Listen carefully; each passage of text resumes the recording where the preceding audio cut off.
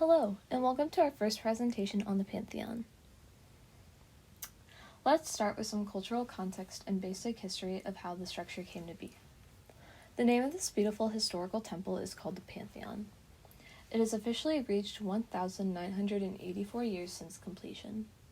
The building's resting spot is in Rome, Italy. Construction began in 25 BC because of Marcus Agrippa, who was the son-in-law of the first Roman emperor.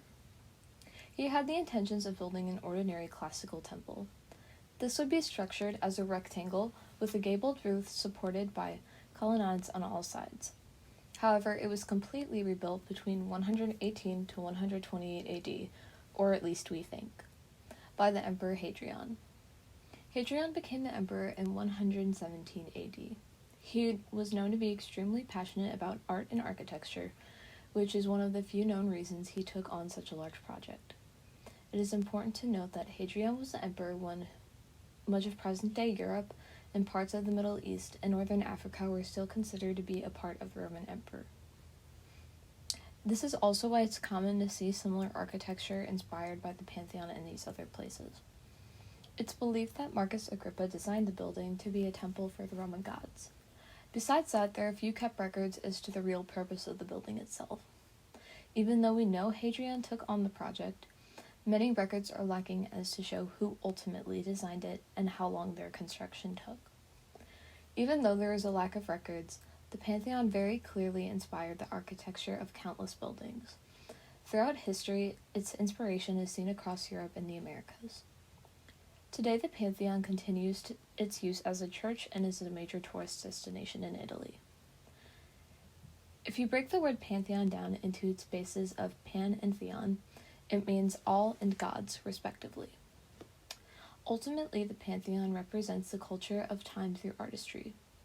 There's a lack of records to tell you the direct and full history of this time period, so the details is really in the art. You can piece together how they valued their gods and to what extent they valued their gods.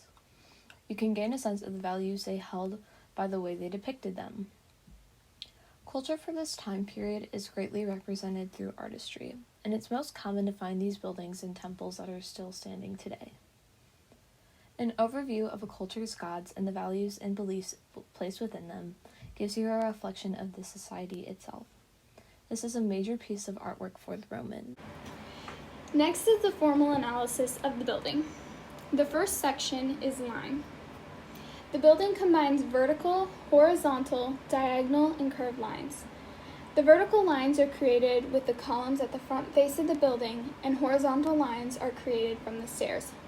The diagonal lines are used to create the triangular shape at the front of the building, and the curved lines are able to create the body of the building.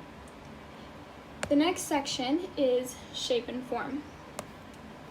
The Pantheon combines several shapes to create the overall outlook of the building.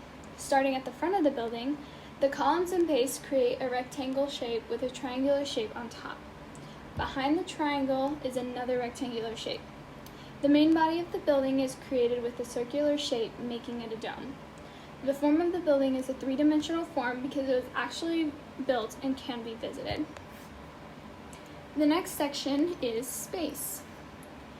Space was a bit tricky because it's used in a painting sense and is defined as creating a three-dimensional quality to something that is two-dimensional.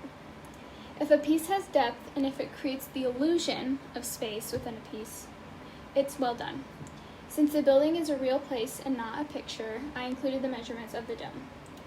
The dome part is 142 feet in diameter and the height is 71 feet.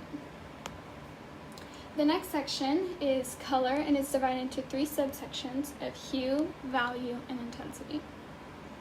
The hue of the inside is mostly yellows, reds, and oranges. For value, we look at the red blocks, the marble, and the art on the sides of the walls and see that they are mostly light colors. The intensity of the room is strong in some areas, like the red boxes on the floor, the rich striations of marble, and the orangish color on the walls.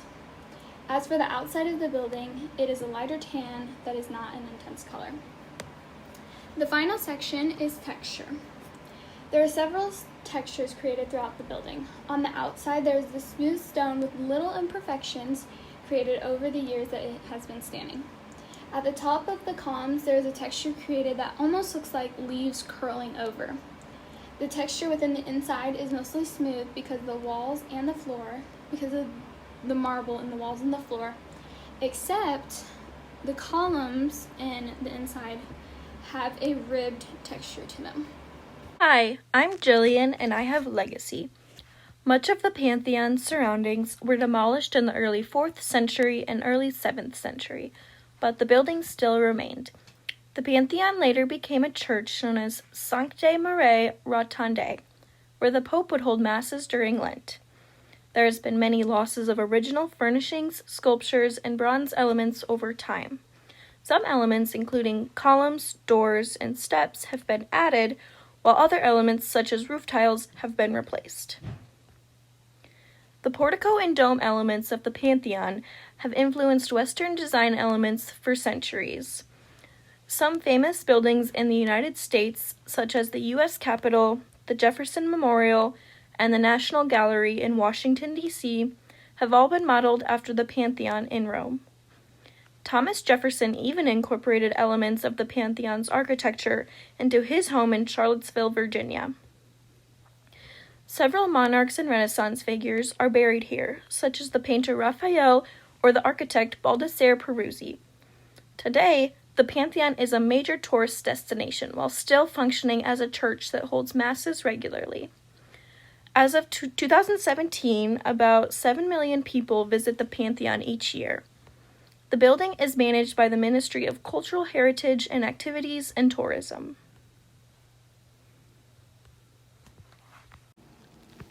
Thank you so much for watching.